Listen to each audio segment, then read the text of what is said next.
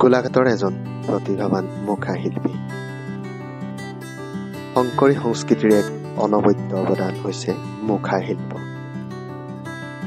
অসমৰ অতি প্ৰাচীন কলা হিচাপে গণ্য কৰা হয় মুখা শিল্প।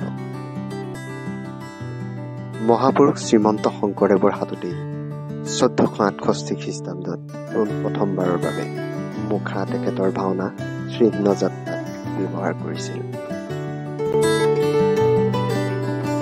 গুৰুজনাৰ এই মহান সৃষ্টিৰাজিক জীয়াই ৰখাৰ প্ৰয়াস কৰিছে গোলাঘাটৰ এজন প্ৰতিভাৱান ব্যক্তিয়ে। বৰ্তমান বিশ্বত চৰ্চাৰ কেন্দ্ৰ হৈ পৰা মহাপুৰুষ শংকৰদেৱ গুৰুজনাৰ অনবদ্য অৱদান এই মুখা শিল্প।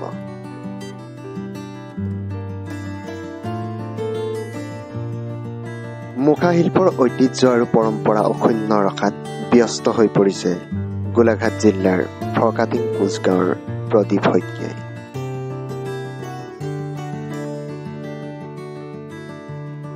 নতুন নতুন সৃষ্টিৰ কৌশল প্ৰয়োগ কৰি মুখা শিল্পক নৰূপ দিয়াত আজি মুখা শিল্পই বিশ্বৰ দৰবাৰত এক সুকীয়া মৰ্যাদা লাভ কৰিছে। বৰ্তমান সময়ত পাশ্চাত্য সংস্কৃতিৰ কৰাল গ্ৰাহত অসমৰ লোকৰ সংস্কৃতিৰ উপশম ঘটিছে। কিন্তু আন এক প্ৰকাৰে এই লোক সংস্কৃতি আগবঢ়াই নিয়াত প্ৰদীপ শইকীয়াই গুৰুত্বপূৰ্ণ ভূমিকা পালন কৰি আহিছে। উল্লেখযোগ্য যে এই মুখা শিল্পই বিদেশতো এক সুকীয়া স্থান লাভ কৰিবলৈ সক্ষম হৈছে। সৃজনীশীলতাৰ প্ৰতীকেই মুখা শিল্পই পলকতে মানুহক আকৰ্ষিত কৰিব পাৰে। মুখা শিল্পৰ লগত জড়িত আধাৰে এজন চিত্ৰশিল্পীৰ লগতে নাট্যকাৰ ৰূপেও সমাজত পৰিচিত। তেওঁৰ হাতৰ পৰশত প্ৰাণ পাই উঠা মুখাসমূহ অসমৰ বিভিন্ন প্ৰান্তলৈ বিভিন্নজনে লৈ যায়। তাৰোপৰি মুখা শিল্পক নৱপ্ৰজন্মৰ মাজত চিনাকি কৰি দিয়াৰ প্ৰয়াসেৰে বিভিন্ন অনুষ্ঠান প্ৰতিষ্ঠানলৈ তেওঁ প্ৰদৰ্শনীৰ বাবে লৈ যায় মুখাসমূহ। বিভিন্ন অভিনয়ৰ চৰিত্ৰভেদে মুখা প্ৰস্তুত কৰে শিল্পী প্ৰদীপ শইকীয়াই। প্ৰায় ৭৫ বছৰ গৰকা এই শিল্পীগৰাকীয়ে বিগত ৩০ বছৰ ধৰি এই মুখা শিল্পৰ লগত জড়িত হৈ বিভিন্ন আকৃতিৰ মুখা সম্পূৰ্ণ একক প্ৰচেষ্টাৰে নিৰৱচ্ছিন্নভাৱে প্ৰস্তুত কৰি গৈছে। বৰ্তমান সময়লৈকে এই শিল্পৰ লগতে জড়িত হৈ আছে তেখেত। সাংস্কৃতিক মনেৰে ভৰপূৰ ব্যক্তিজনে লোক সংস্কৃতিৰ ঐতিহ্য পৰম্পৰা ৰক্ষা কৰি এই মুখা শিল্পক আগবঢ়াই গৈছে। কৃষ্ণ, মোৰ নাম প্ৰদীপ শইকীয়া, ফৰকাটিং কোচগাঁৱত ঘৰ আৰু গোলাঘাট চাবডিভিজন। মই আপোনালোকৰ চেনেলৰ যোগেদি এই সমূহ অসমবাসীলৈ মোৰ সেৱা নিবেদন কৰিছোঁ। ২৫-৩০ বছৰ হ'ল। মই এই সৰু সৰু ল'ৰা ছোৱালীবোৰ লৈ পেলাই এই আপোনাৰ নৃত্য নাটিকা বা অন্য ধৰণৰ তেনেকুৱা সৰু ভাওনা মই কৰাওঁ সিহঁতক।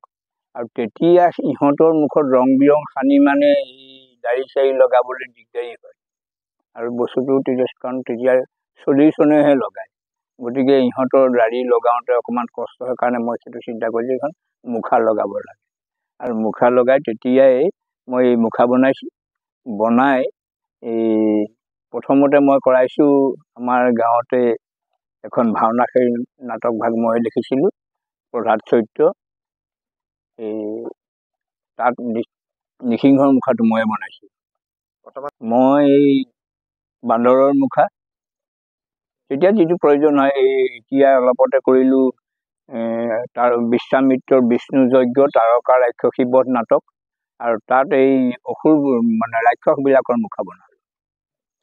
প্ৰায় এই তিতাবৰত যে হৈছিলে মূলৰ অধিৱেশন, তালৈ নিছিলোঁ মই। বৰ্তমান এই তাৰকা ৰাক্ষসী, মাৰিচ, সুবাহু আৰু তেওঁৰ লগৰ কালজংঘা, দম্ভাসুৰ, এনেকৈ প্ৰায় ৮জনমান ৰাক্ষসৰ মুখা বনাইছোঁ।